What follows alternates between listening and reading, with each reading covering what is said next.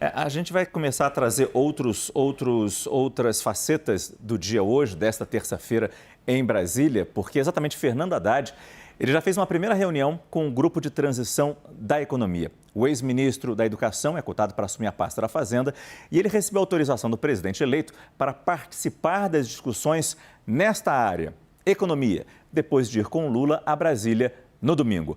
Tainá Farfan tem as informações direto do Centro Cultural Banco do Brasil. Para onde está se mudando, né, Tainá? Todo dia aí, né? Daqui a pouco eu estou trazendo um colchãozinho já dormindo por aqui, viu, Márcio? Excelente noite para você e para quem acompanha a gente aqui na CNN.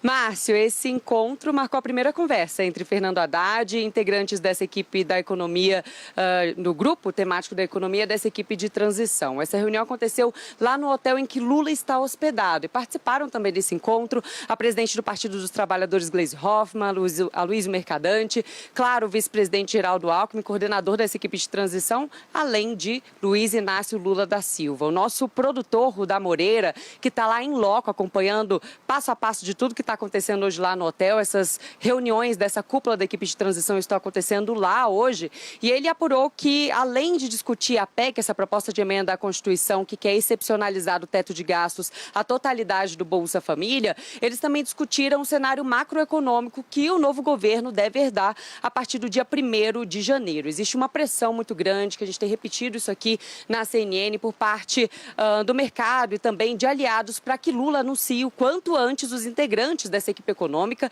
até para ajudar ali a acelerar essa articulação em relação a essa proposta de emenda à Constituição no Congresso Nacional. Fernando Haddad, então, que chegou com Lula a Brasília no domingo à noite, ele é um dos principais cotados para assumir, para chefiar essa futura pasta do Ministério da Fazenda. Márcio, ontem a gente viu que o líder do PT na Câmara, Reginaldo Lopes, chegou a comentar que Lula tem sinalizado a aliados que quer anunciar esses nomes que vão compor a equipe econômica muito em breve, já possivelmente nos próximos dias. Agora acontece também no hotel que Lula está hospedado uma reunião entre Lula e integrantes do PSD para discutir ali uma base de apoio, também o andamento dessa proposta de emenda à Constituição no Congresso Nacional. Tem diversos parlamentares participando dessa reunião, entre eles o senador Alexandre Silveira, que vale destacar, um dos cotados para assumir um dos ministérios de Lula, também possivelmente o Ministério da Infraestrutura, e também um dos principais cotados para assumir a relatoria dessa proposta de emenda à Constituição dentro do Congresso Nacional. Aqui no CCBB, onde eu estou nesse momento, Márcio, que funciona como uma espécie de gabinete dessa equipe de transição, aconteceram diversas reuniões desses grupos temáticos, reuniões simultâneas, paralelas. Aconteceu inclusive uma reunião do GT das Mulheres, em que participou Janja, a futura primeira-dama. Vale a gente destacar que amanhã é a data, 30 de novembro, é o prazo final para a entrega daquele relatório preliminar, já com um diagnóstico prévio do que cada GT identificou no seu setor específico. É claro que a gente vai acompanhar, tentar trazer pelo menos esses relatórios principais aí para quem está acompanhando a gente aqui na CNN. Volto com você no estúdio. Temos certeza disso. Tainá Farfan, que fala com a gente ao vivo de Brasília, diante do Centro Cultural Banco do Brasil. E ela sempre traz esse resumo do que aconteceu de mais importante lá neste prédio, que funciona como um centro de transição entre o governo que se vai e o governo que vai chegar a partir do dia 1º de janeiro. E o nosso foco, claro, é a economia nesse momento, já que Fernando Haddad teve esse primeiro encontro com o Grupo de Trabalho da Economia e Pércio Arida e André Lara Rezende participaram dessa reunião. A apuração de Raquel Landim e Thaís Arbex, que se junta agora ao nosso time. Que informações você tem, Thaís? Boa noite, que bom estar com a gente. Boa noite, Márcio. Boa noite a todos que estão aqui com a gente. Márcio, sim, foi o primeiro encontro de Pércio e Lara Rezende com o presidente eleito Luiz Inácio Lula da Silva, encontro presencial, nessa reunião que ocorreu no hotel em que Lula ficou hospedado aqui em Brasília. O que eu consegui de relatos, Márcio? Que o presidente eleito Luiz Inácio Lula da Silva queria mais ouvir esse grupo da economia a respeito dos mais variados temas que dizem que estão nessa seara econômica, mais especificamente a respeito da proposta de emenda à Constituição que pretende tirar o Bolsa Família do teto de gastos. O que me relataram? Que há um consenso dentro do grupo sobre o caminho, sobre o melhor caminho PEC, fazer esse movimento por meio da PEC, mas que há ambiente para discussão a respeito não só do tempo, o quanto tempo o Bolsa Família ficaria fora do teto e também do valor.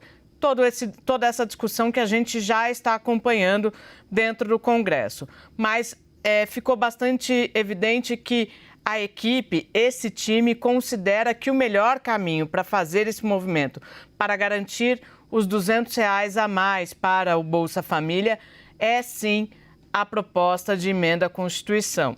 Embora a gente esteja ouvindo que aquela possibilidade de medida provisória, ela continua sendo aventada aqui em Brasília, hoje Lula ouviu, segundo me relataram, desses integrantes do Grupo da Economia, que o melhor caminho é fazer isso por meio de uma PEC mesmo. Márcio. Obrigado, Thaís. Jogar um pouco para a Raquel antes de voltar com o Felipe e os nossos convidados sobre esse tema.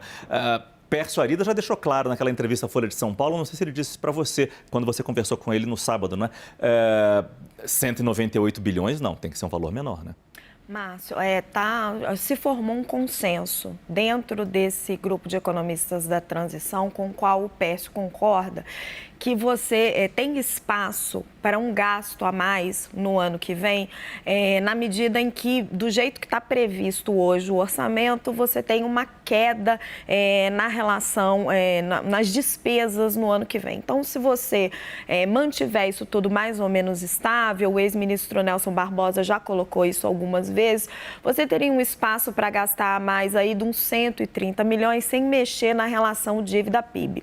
O que eu ouço no mercado de preocupação com esse raciocínio é qual é a estimativa de PIB que está sendo utilizada para fazer essa conta, porque eles estão trabalhando com um crescimento de PIB de 2,5%, que é o que está colocado no orçamento, e está um pouco otimista. O mercado hoje, o Foco está falando em 0,7%. Então, se você trabalha com PIB de 0,7%, o teu espaço para gastar ele vai cair para menos de 100 bilhões de reais. De toda forma, tem um consenso neste grupo de que não são os 198 bilhões de reais, que a conta é menor, e isso foi passado hoje para o presidente Lula. Eu queria chamar a atenção para mais um ponto nessa reunião. O Gabriel Galípolo, que é um banqueiro que está sempre do lado do Fernando Haddad e não foi incluído na transição no grupo de economia, foi incluído lá na infraestrutura, ele participa hoje dessa reunião. Ele é um economista que tem um viés bem mais liberal do que os economistas mais tradicionais do PT, um viés muito mais fiscalista, e ele participou o tempo todo ali na campanha junto de Lula, conversando muito com o presidente eleito e com Fernando Haddad, e ele estava excluído deste grupo, na minha apuração, por uma rixa entre Fernando Haddad e Aloysio Mercadante. A sinalização dele sendo trazido para dentro deste grupo é que Haddad, de alguma forma, está vencendo um pouquinho dessa queda de braço com o Mercadante. Se isso significa um viés mais fiscalista, difícil dizer, porque essa não é a imagem que o mercado tem do Haddad. Mas o Haddad tem uma imagem um pouquinho melhor que a do Mercadante. Queria ter a impressão de vocês dois, é claro. Começa com você, Manel. Vocês veem faíscas saindo dessa reunião? Atritos? Vou recuperar aqui o que a Raquel falou. As coisas começaram a andar em Brasília quando Lula desembarcou em Brasília. Então, 2 semanas que ficou todo mundo e voltou à origem, que era os 198 milhões. Aí é uma pergunta que eu me faço, eu já tenho até a resposta, esse governo será um governo de frente ampla ou um governo de Lula? Se for um governo de Lula, a gente já sabe mais ou menos o caminho que vai ser trilhado. Se for um governo de frente ampla, como foi propagado e aventado durante a campanha, eu acho que as perspectivas são melhores. Então, o que é que vai prevalecer? É a lógica do Aloysio Mercadante ou a visão do Haddad junto com esse grupo de auxiliares? Então, a minha grande preocupação eu vou sempre repetir isso, que é minha linha de trabalho, é a incapacidade deste governo eleito de se comunicar. A gente vê marchas e contramarchas e não vê uma estratégia de comunicação muito afinada. Percebo, você está vendo algum atrito, então, pela fala do Manel. E você, Hélio? Achei interessante o que ele colocou da frente ampla, Manel, porque esse parece ser um cenário positivo, porque pelo menos você faz menos besteiras econômicas, vamos dizer assim. Mas a gente viu no passado o que significa ter uma frente ampla. Concessões políticas, mensalão, petrolão, centrão no poder, cargos para burro. Então você tem o outro lado. Eu acho que tem mais chance de ser uma frente ampla do que Lula sozinho e PT. Agora, se for o Haddad na economia, isso, na verdade, o ministro da Fazenda vai ser o Lula. O Haddad é fraco, é o poste do Lula. E quem vai mandar na política econômica vai ser o Lula. Então, eu acho que dentro de uma composição de frente ampla, a frente ampla não pode aceitar o Haddad. Mas, pessoal, visões diferentes ajudam em relação a uma visão única. Então, acho que esse conceito de frente ampla é trazer visões diferentes, visões novas, como esse banqueiro que a Raquel citou. Eu acho que pode ser diferente isso. O que não pode prevalecer é um governo que faça tudo que já fez igual, né? Bom, eu queria jogar para você então, Felipe, especialmente nessa questão da frente ampla, a gente lembra que o Caio Junqueira muitas vezes fala, frente ampla é maravilhoso para ganhar a eleição, governar é um problema. O Caio adora essa expressão. Ou pode ser um problema. Felipe, você já está vendo nesse início de reunião, essa foi a primeira reunião, falar em problemas que surgiram é até covardia, né? Mas já estamos vendo possíveis divergências surgindo nesse grupo. Por enquanto, as sinalizações são do velho petismo com um verniz de frente ampla. É claro que a gente precisa aguardar para ver quais serão as decisões concretas, quais serão aqueles nomeados. Mas o Fernando Haddad ser nomeado ministro da Fazenda já é uma derrota em boa parte da frente ampla. É claro que poderia ser ainda pior, poderia ser alguém ainda mais ideológico da irresponsabilidade fiscal, desse lado perdulário, associado mais ao Guido Mantega, por exemplo. Poderia ser o Mantega, seria pior, evidentemente. Ele, de certa forma, foi um bode na sala e o Haddad agora fica sendo uma figura um pouco mais ponderada, embora, claro, seja rejeitado ali por boa parte do mercado e por esses economistas liberais que foram apoiar o Lula no segundo turno.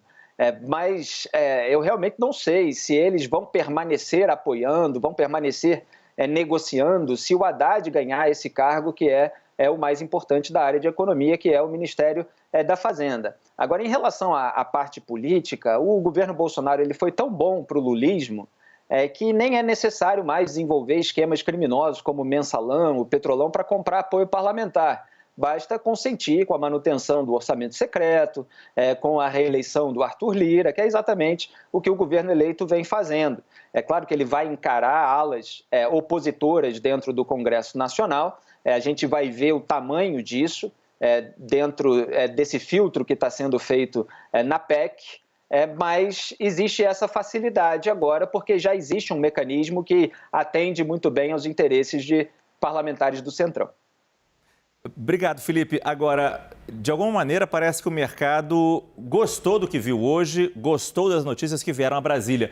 Raquel Landim tem os números do fechamento do mercado e foram positivos, né? Vamos lá dar uma olhadinha, Márcio. Eu vou definir os números de hoje com uma brincadeira que é a seguinte. O mercado confia no Centrão. Confia que o Centrão vai conseguir desidratar essa PEC. O Ibovespa subiu 1,96%, quase 2% para 110 mil pontos, quase 111 mil pontos. E o dólar caiu 1,42% para R$ 5,28. Está devolvendo um pouco das perdas que nós tivemos com toda essa expectativa em relação à PEC do estouro, exatamente por conta disso. Uma perspectiva de que os parlamentares vão conseguir desidratar a PEC, vão conseguir, de alguma forma, minimizar o dano. E o que os operadores de bolsa, de mesa, hoje falam é que a PEC o mercado está sempre olhando na frente, né? Então, eles estão brincando, a PEC é passado. A gente já sabe mais ou menos o que vem. A gente quer saber agora quem vai ser o ministro da Fazenda. Essa é a próxima dúvida a ser resolvida, esclarecida.